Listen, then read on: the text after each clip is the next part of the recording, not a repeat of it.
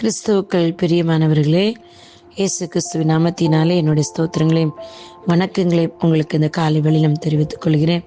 இந்த நாளிலும் அநேக பெண்கள் வாழ்க்கையில் கசப்பான பாதையில் கடந்து போகிற பெண்களை குறித்து நான் உங்களோடு கூட வேதாகமத்திலிருந்து பகிர்ந்து கொள்ள விரும்புகிறேன். இங்கே லூக்கா 11 12-13 வசனம் உங்கள் எல்லாருக்கும் தெரிந்த பகுதிதான். 18 வருடமாக பலவீனமாய் இருந்த ஒரு ஸ்திரீயை குறித்து நாம் இந்த பகுதியில் பார்க்கிறோம்.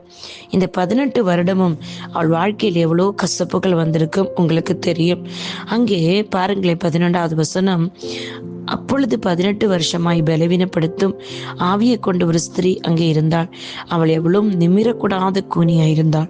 நிமிரக்கூடாத ஒரு கூனியா இருக்கிறான்னா அவள் வாழ்க்கையில் எவ்வளோ கசப்புகளை அனுப்பி வச்சிருப்பா தெரியுமா? எல்லாரும் திட்டிருப்பாங்க, அவமானப்படுத்திருப்பாங்க, அசிங்கப்படுத்தியிருப்பாங்க. அவளுக்கு மேல இருக்க ஒரு பொருளை எடுக்கணும்னா யார் உதவியாவது அவளுக்கு தேவைப்பட்டிருக்கும்.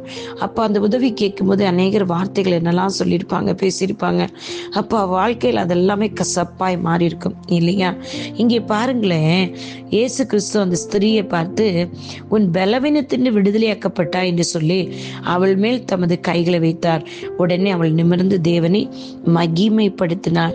இங்கே பாருங்களேன், 18 வருடங்க அவ அவதிப்பட்டது. 1-2 வருஷம் இல்ல, 18 வருடம்.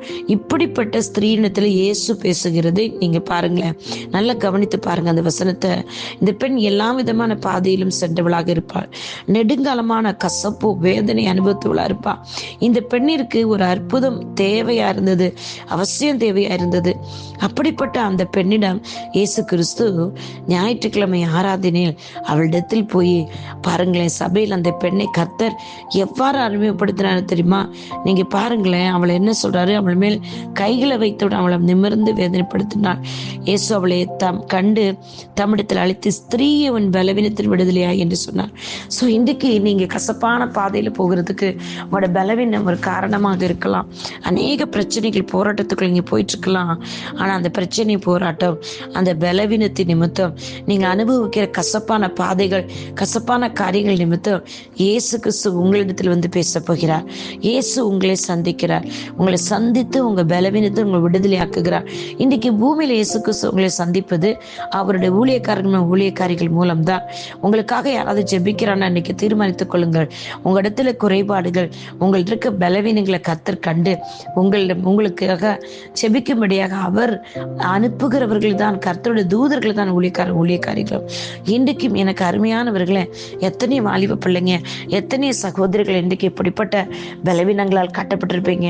ஒருவேளை 5 வருஷம், 10 வருஷம், 18 வருஷம் நீங்க கட்டப்பட்டிருக்கலாம். ஆனா இயேசு கிறிஸ்து உங்களை தேடிதான் வராரு.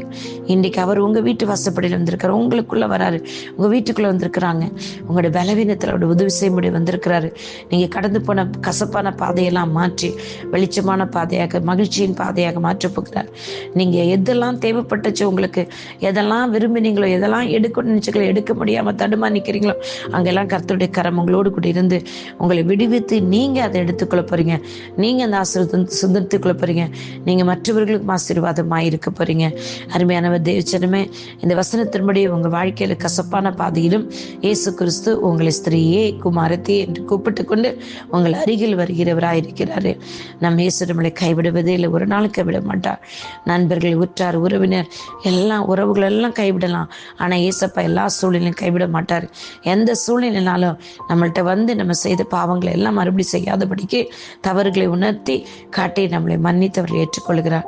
அருமையானவர்கள், இன்னைக்கு இந்த சகோதரி இயேசப்பா பேசினாங்கன்னா உங்களோடும் என்னோடும் எல்லா சகோதரிகளும் அவர் பேச சுத்தமுள்ளவராக இருக்கிறார்.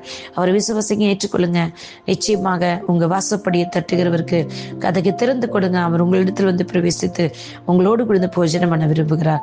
கர்த்தர் தாமே உங்களை ஆசீர்வதிப்பாராக. உங்களுடைய சகோதரி Vanchi Sheela Rosario. God bless you all. Amen. Amen. Amen.